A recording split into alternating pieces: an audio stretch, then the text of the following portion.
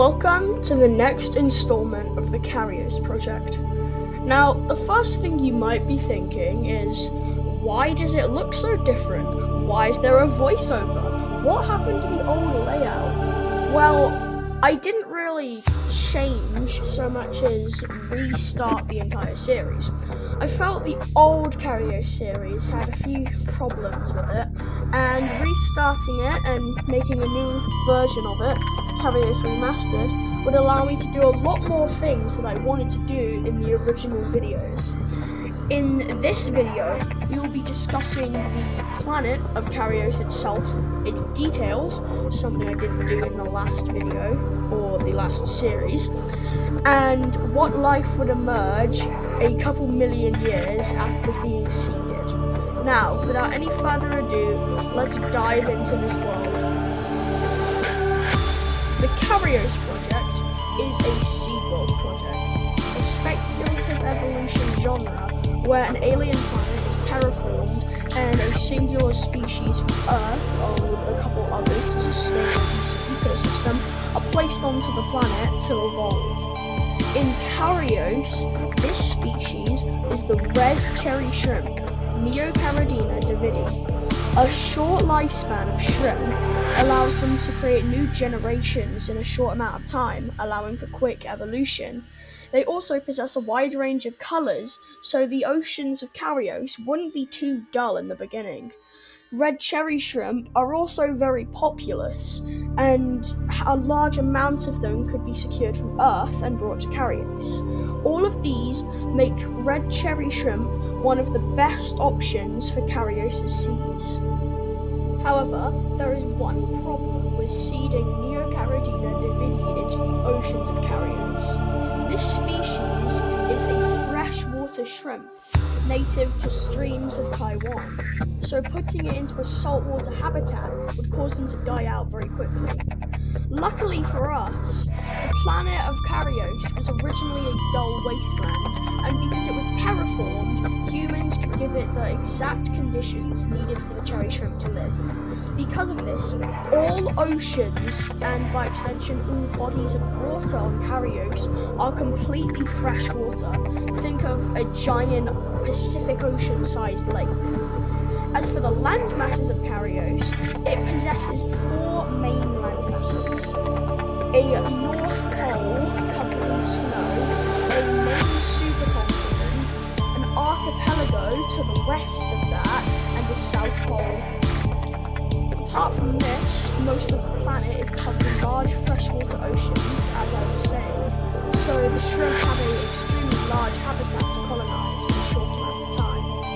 There are also a few other minor land masses that are either not their own continent or too small to be listed, and many smaller oceans, which I will put on the screen now.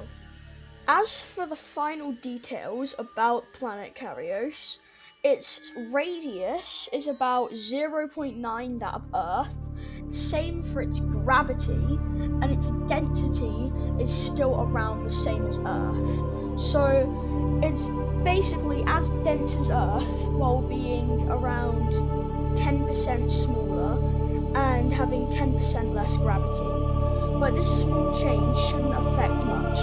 Now, that's enough yapping. Let's get on to the actual good part of this series, the evolution.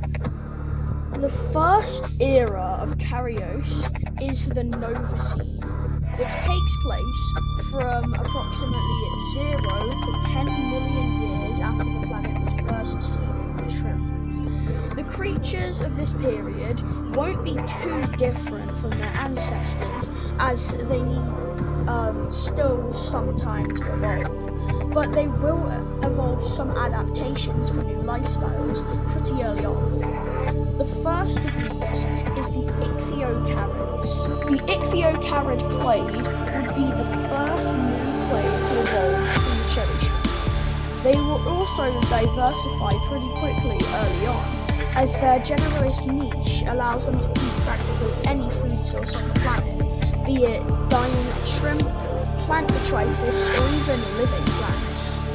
These shrimp would also be able to filter feed in some clades, which would allow them to get to great sizes in later eras. The ichthyocarid clade has a number of special adaptations to allow it to swim for longer and have a more pelagic lifestyle.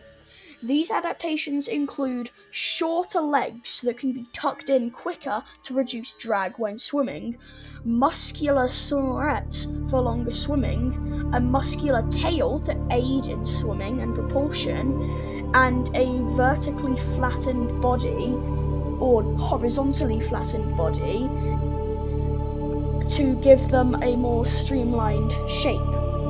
Another adaptation would also be a more tapered front end, which would make them more hydrodynamic and make it easier for them to swim at high speeds. Overall, the ichthyocarid clade would be one of the most successful clades to ever evolve on the planet, and it would be the seed for some pretty unique creatures later on. As for now, they haven't diversified much, and only have a few constituent clades, but they haven't stopped diversifying yet, so pay attention to the ichthyocarid clade, as truly amazing things will come from them in later episodes. As for habitat, most ichthyocarids live in places with a high number of vegetation and will often swim in large schools. However, they aren't limited to these habitats, and their diversifying clades have even led lifestyles in some of the deepest oceans of Carios, filter feeding plankton out of the water.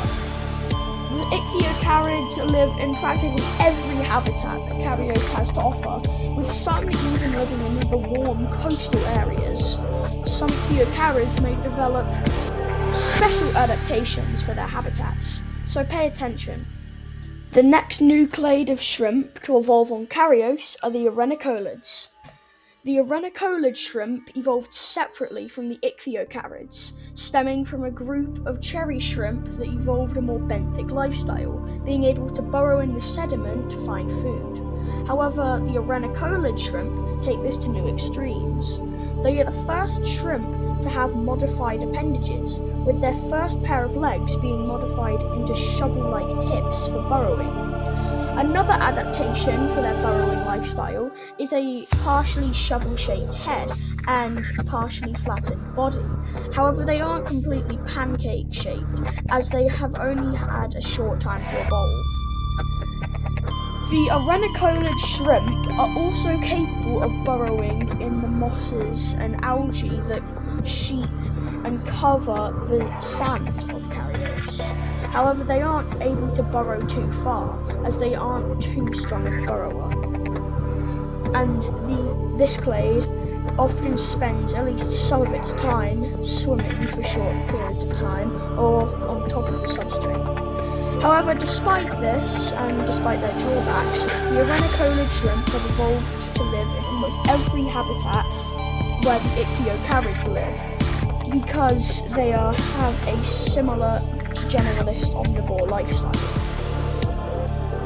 Overall, the arenacolid shrimp are the benthic counterparts of the ichthyocarids, living lives where they can practically find food anywhere, as they can eat anything and can burrow in the substrate to find food. The last clade of shrimp that we will be talking about today are the provolopterids.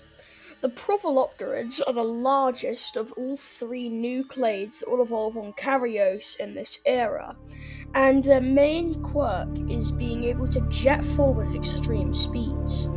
The first pair of swimmerets is greatly exaggerated to help stabilize themselves while performing these feats, and the muscular tail, combined with special swimmerets and shortened legs to reduce drag, enable them to be the fastest swimmers on Carios.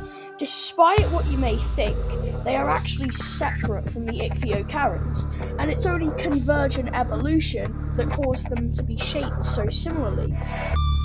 These creatures are the first shrimp on Carios to be primarily carnivorous, hunting down shrimp and bursting with speed to catch them. However, at this point in time, Meat does not make up the entirety of their diet, and they still supplement it sometimes with plant detritus as well as living plants, like the organocolids and ichthyocarids. These shrimp are extremely large, larger than both of the other clades, and with their bursts of speed, carnivorous tendencies, and mildly sharpened front ends, the provolopterids are, at this time, the most dangerous creatures on the planet, even if just by a little bit. So, overall, the creatures of the Novacene are already starting to diversify from their ancestors, even if the mutations aren't that visible. They are already starting to settle into new lifestyles, and these three new clades that have evolved in the Novacene will set the stage for all that's to come, with their basic niches becoming more specialized over time. Tune in for the next episode of Carios Remastered, where we will discuss the evolution of more specialized clades evolved from the creatures of the Novacene in the late Novacene.